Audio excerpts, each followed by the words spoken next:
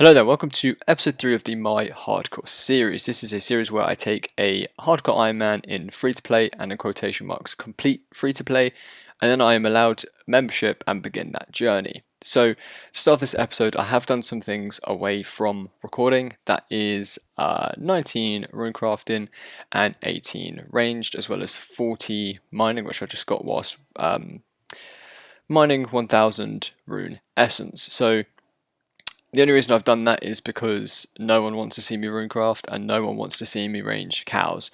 In terms of ranging cows, I did finish with 110 hard level, which I'm going to turn into hard level bodies and just sell those to the general store. Now, I know in the last episode I mentioned a tick list quite a lot of the time, so what I'm going to do is just quickly go through the tick list and explain what it is and show you what it is, and then get cracking with episode 3. So there are 5 different checklists. 4 of these are gear based, and the 5th one is just a couple of items in the bank which I would like to have before I progress over into membership worlds. The first checklist I'm going to go through is the melee gear. So to begin with, we have a rune full helm, rune plate body, rune plate legs, rune kite shield and a rune sword, accompanied by a team cape, amulet of strength, the green dehyde fan braces, the fancy boots and a diamond ring. I don't have the rune sim just because I will need to smith that myself, and I don't have the amulet of power just because I would need 70 crafting and I'm not going to get that in free to play. So the second checklist is the range gear, which does consist of a coif, a green dehyde body, green dehyde chaps, adamant arrows, maple short bow. I've gone for a green cape just because it matches the rest of the gear, a amulet of accuracy, green dehyde fan braces, leather boots and a diamond ring. So the third checklist is the mage gear, which does consist of a blue wizard hat, the blue wizard robe top, the zamorak robe bottoms, a anti-fire shield. I've just gone for the staff of fire because it's the one I'm most likely to use, but I will need to get all of the elemental staffs, a blue cape because it matches the rest of the blue gear, an amulet of magic, leather van braces, leather boots and a diamond ring. So the fourth checklist, which is the last checklist of the gear slots, is for prayer. So it does consist of a rune full helm, the monk robe top, monk robe bottoms, a rune kite shield, a rune mace which does give a +4 prayer bonus, which I didn't know about. Then gone for a orange cape because it kind of matches the rest of the monk robe, the holy symbol as the necklace. I've gone for green dragonhide van braces, the fancy boots, as well as a diamond ring. So the last checklist is a list of bank items which I must have before I can progress to members. So they are the ruby ring, sapphire ring, emerald ring. I then have fishing net, fishing rod, or both fishing rods, some bait, some feathers, enough food, so I'm going to get say more than 500 food, a steel axe, at least 500 oak logs so I can start construction early, a tiara of every kind that's possible in free to play, so that is air, fire, water, earth, mind and body. I then need a rune pickaxe, at least 100 iron bars, at least 100 steel bars, a couple of silver bars, at least 50 gold bars and 150k or more. So now we've gone through the checklists, there are still a couple of other things that I need to do in order to, in my opinion, complete free to play. So they are every single free to play quest has to be finished and completed. I must have at least 30 in every possible skill. I must complete 20 beginner clue scrolls and then have at least 5 kills in both of the free to play bosses. So once that is done, I will then be able to get myself membership and then begin the grind in members. Now all of that is explained. Let's get cracking into episode 3. So now I've shown you all the checklist. I'm going to start off the episode with going to mage some ogresses and finally get that 47 magic.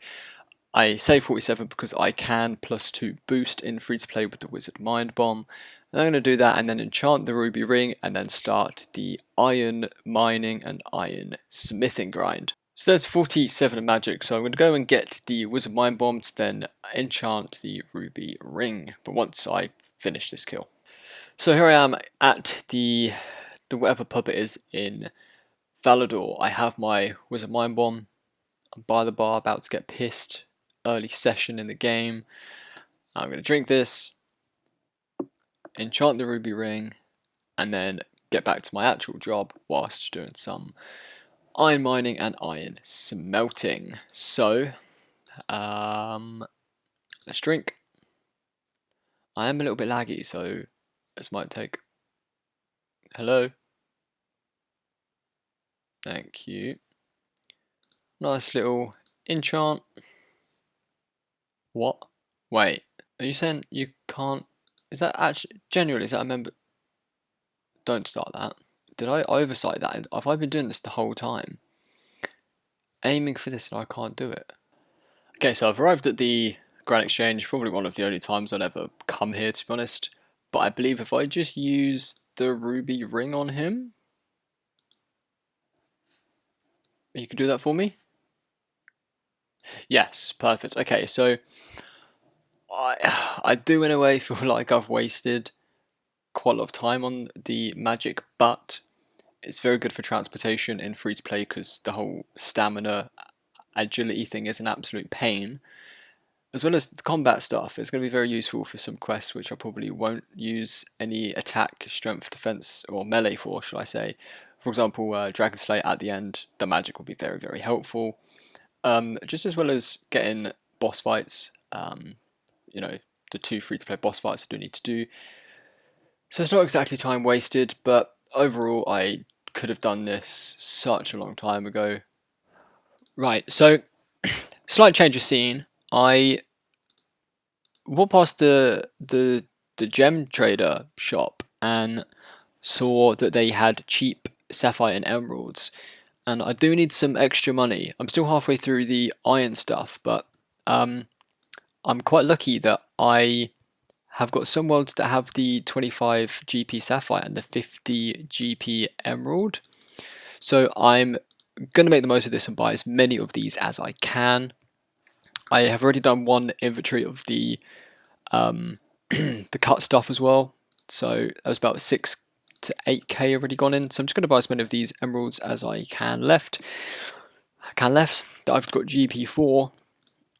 Turn them into jewellery once I get the gold bars. So I might need to get some more smithing, which is quite convenient because that's what I'm currently doing.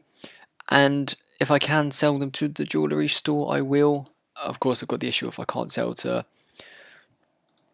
certain stores if they're understocked. I mean, they rarely are understocked.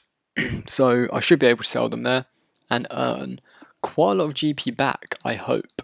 So a quick update on where I am. So all the iron and the leather have been smithed or crafted into the respective items and they have been sold to a store. I did then pick up 23 sapphires, some cut, some uncut, and then 21 emeralds, again, some cut, some uncut. So what I'm going to do now is return to smithing and hopefully get enough money to buy the rune pickaxe, just so it's an item ticked off the list. I then want to see how much money I can make using the gems I did buy it, because I have a feeling this could be a very good way for me to get the 150k cash stack that I do want before I can progress to members. So it's taken me quite a while, but here I am with 247 iron bars and 51 steel bars. So I'm going to turn these into, I guess, weapons or armor, whatever one I could bother to make. Probably plate bodies and square shields, maybe. The aim is to hopefully get 40 smithing, which I'm 2 levels off, so I should get that. And then a number of these gems will be turned into jewellery, which I will then sell at either the jewellery shop or the general stores. Hopefully I have more money than I started off with. I think I've invested about 15k into all of this stuff. It could be less than that, but any more than 15 is definitely some profit. So coming in with the first milestone of this little grind, and that is the 40 smithing level, so I can now smelt gold ore and still battle axes. I might make those instead. But yeah, the main aim of this was to get the gold ore smelting ability unlocked.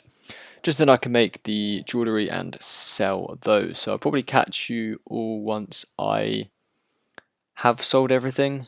And then we can see like the total GP stack I have after this. So here I am in the jewellery shop in Port Sarim with all of the jewellery I managed to make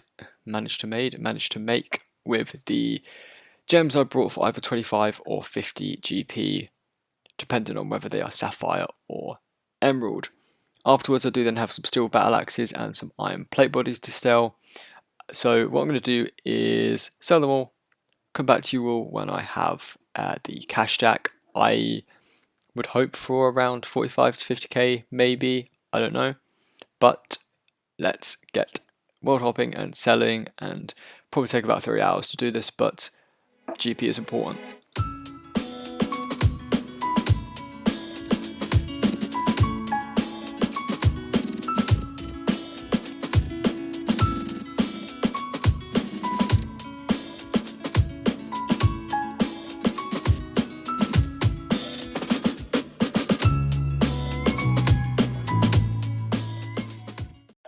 So I've now finished with selling all of the bodies, the battle axes, and all of the jewellery that I made. I'm up to 81k, which is give or take double what I said I wanted. I was between 40 or 50, so 81's not bad in comparison. So the first thing I'm going to go and do with this money is buy the rune pickaxe. It is a item that is on the bank checklist, or the item checklist as such. So that's going to be one of them ticked off. And then the rest of it is just going to be saved or reinvested into other free-to-play money methods that I can then use to get the rest of the higher end armor, like the green D hides and the rune items later on in the series. So what I'm going to go do now is pick up the pickaxe, but before then I will pick up some more arrows and get back to some range training, and then do a couple of quests afterwards. So I'm ranging the hill giants just to get 30 range before I go and try my luck at ogresses, and I did just get giant key number 2 of the account. So I probably won't be doing Obor until very late game, just because I want to say I need 37 prayer or 40 prayer, which will take ages, but I'm going to at least try and put it off until then. But I don't mind stacking up keys until late game. I might get more than 5, might get less than 5, but I do also need to go and kill the moss giants as well for the mossy keys, so I can kill that boss as well. So, I've got a lot of time till I get there, and hopefully that will be enough time to get me the 37/40 prayer that I need. So I did get another clue scroll whilst at the hill giants. I have done it. It was just a 3-step, nothing too bad, and the reward is useless. And that is arguably the most pointless quest of the whole game. Done. Romeo and Juliet for 5 quest points. I'm now on 21, so I can go and do the Black Knight Fortress, which I will do probably towards the end of this episode, but I want to get the Earnest the Chicken quest done, just because there's a lot more quest points in that quest as well. Okay, so I have started the Earnest the Chicken quest, but at the same time I've also got to the ending of the Vampire Slayer quest as well, just so I don't have to come back into this building until I have memberships, which will probably be for some membership quests. So just to tick all of this off, I am going to do both quests at the same time.